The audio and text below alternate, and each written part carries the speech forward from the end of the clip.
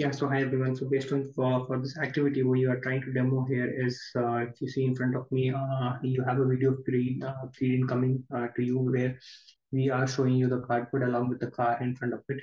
On the left hand side is you see the terminal.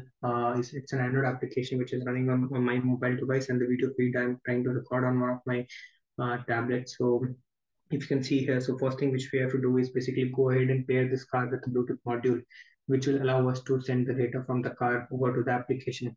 So what we, let's say 05 is the model which is being on board your Android car, and so what we're doing is we're trying to pair that. So if you see the moment you are connected to the Bluetooth terminal HC05, you can see a black window where you will see all the messages being sent from the car to the application. And from the down here, you can see with them, there are a couple of options which you can see here. There is auto, forward, back, stop. So these options enables us to control the car from the application. So wherein the auto means that the car will try to run in an auto mode using the sensors on board without any human intervention. And whereas you can control the car to move forward, back, and stop the motors on the car using the commands which are sent across from the terminal. So what I'm going to do here is, if you see there's an obstacle in front of it, in front of the car, so which basically trying to demonstrate a near on-road scenario on which a vehicle is moving on a road and you see an obstacle. If the vehicle is autonomous or if your vehicle is manually being driven by the driver, then you can use the forward, back, and stop buttons to demonstrate that behavior. But for the simplicity, what we are going to do here is we are trying to put the car into auto mode. So what happens in auto mode is that the front sensors actually senses the obstacle in between ahead of it. And if there is no obstacle within 50 centimeters, it moves the car in forward. Otherwise, it stops the car. And if the obstacle is approaching and it's less than 20 centimeters, it tries to take the reverse, tries to take a reverse. So all the events which are happening in this car is being sent across to the terminal.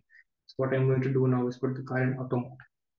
So now the car is being put into the auto mode, wherein you can see that the car has moved a little bit back to maintain that 20 centimeter distance from the obstacle.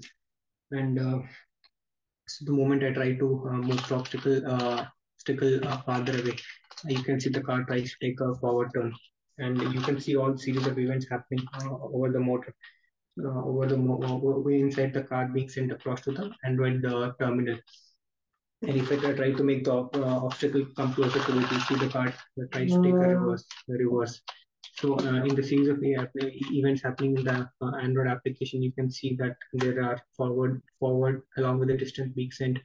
And when the car motor stops, it emits a stop signal along with the distance. And then similarly, it also emits a reverse signal when the moment your car starts taking a reverse. So this is using the forward mode, auto mode. When I move the car forward, you can see it doesn't care whether the obstacle is in front of it or not. It just goes and try hits the obstacle.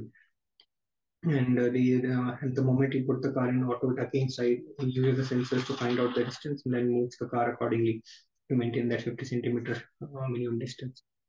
Yeah, I think that's for the demo.